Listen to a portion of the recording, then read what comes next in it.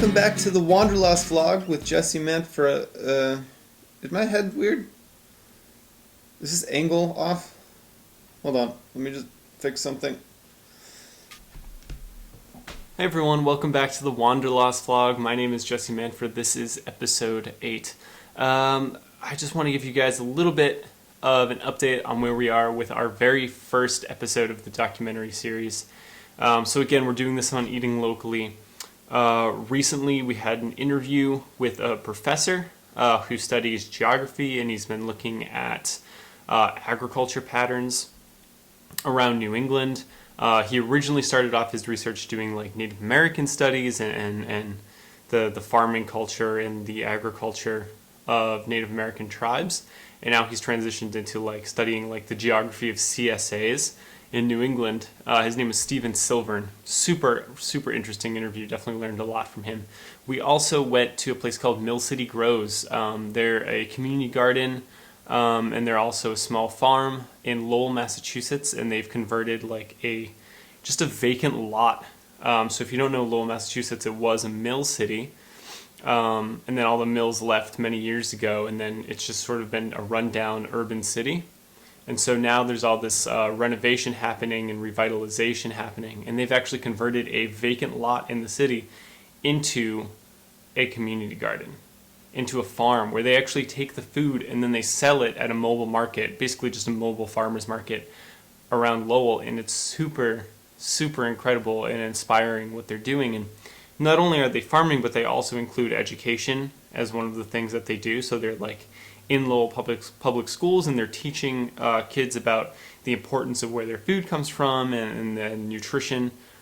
They just do some amazing stuff. And so a lot of that is going to be in the documentary, but I want to take you to the farm in Lowell, Massachusetts with Mill City Grows and just show you a little bit about what they're doing. So yeah, let's go check that out.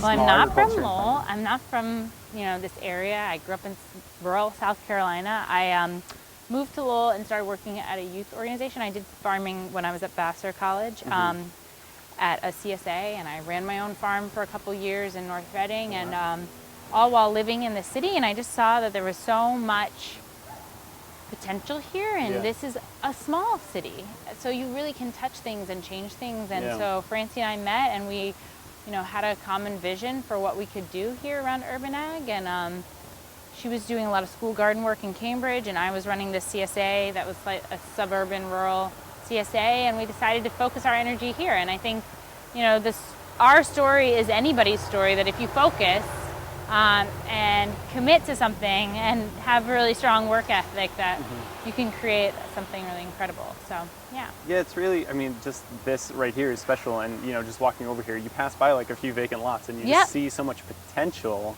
Like, this doesn't have to just be a vacant lot. This has value. True. That's true. And it doesn't need a building on it. This has value just as a space of land. Right. And if eventually it does need a building on it, even for a short term, the investment to do urban ag can be a really wonderful way to show people the potential of the space, even if it's short-term production. I think we're also interested in that. But yeah.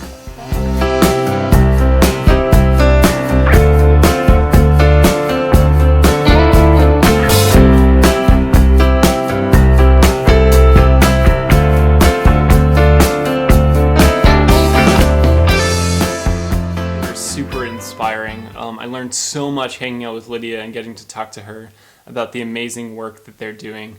From whether they're doing education to teach kids, about the value of nutrition, or whether they're just being a place for people that are very low income to come and grow food from their native countries and feel more at home. I learned so much, and it was definitely a really, really fun and mind-opening interview. So one thing I want to talk about, one thing I want to talk about, I'm just getting into the whole YouTube scene. I know I'm like 5 years late for that party, but that party's still going on. That party's still raging. I wanted to make content that I found inspiring. I wanted to make content that I really believe in and is near to my heart. I also wanted to use this channel as a way for me to learn about loads of different subjects. One thing that I find so amazing when I go on YouTube, because I've been going on YouTube a lot just to like inundate myself with different YouTubers and what's popular, what's not popular, is how many YouTubers there are just making videos of themselves playing video games. And I say this because I have a very soft spot for video games as part of my nerd half. I have a brother who's much older than me. He grew up in the 80s, so I grew up playing like Super Nintendo, just the original Nintendo, the NES, Sega. And when I was in high school, like a freshman in high school, so this was like 2007, I started watching a guy called the Angry Video Game Nerd.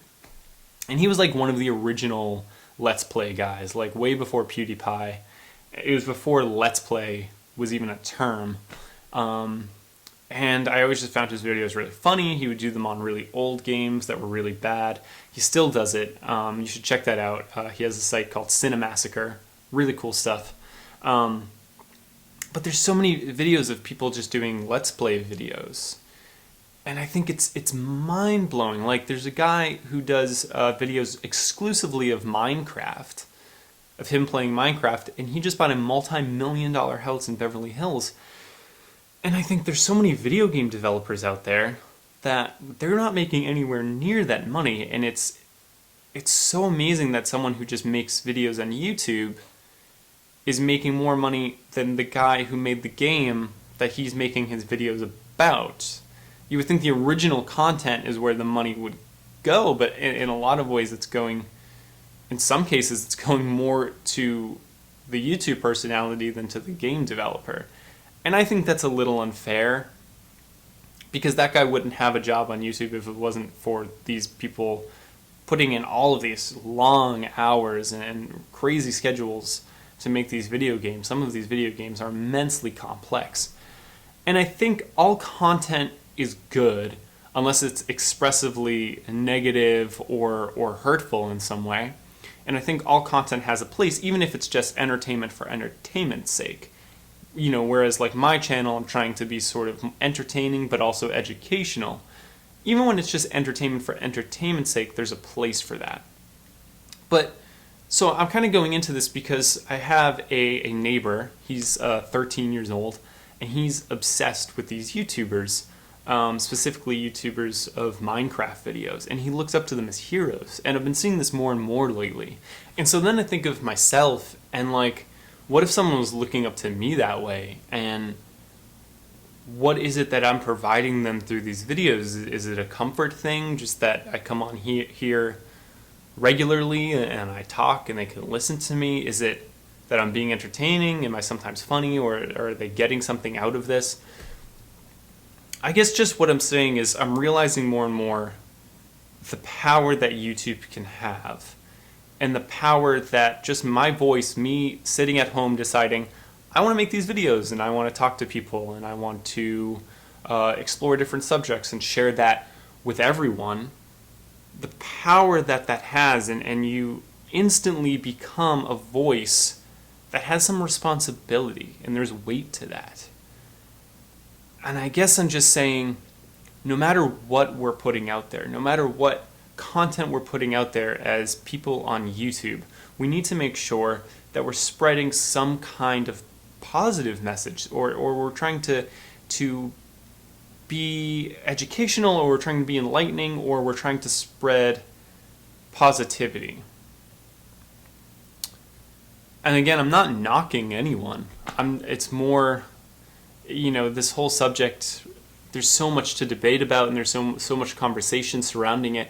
I guess I'm just saying that no matter what we do, when we put our voices online and we're talking to potentially millions of people at once, we should be trying to spread some sort of positivity, because life is just hard enough as it is. And for many people, it can seem unbearable. And there's no need to have internet trolls. There's no need to have anyone online spreading negativity. So, yeah, that's kind of all I have to say on the subject. It's more just a conversation I've been milling about in my head, and I want to share that with you guys. With that, I think we'll end the episode. Thank you guys so much for staying updated on the vlog. Again, our very first episode of Wanderlost Docs, Eating Locally, is going to be coming soon. I'm hoping like by next week it should be up, and I can't wait to share that with you. I'm so excited. I can't believe it's already been this far along in the process, and I'm finally going to get to share this episode with all of you. Stay updated with all of our social media accounts by checking the links in the description below. And with that, music up.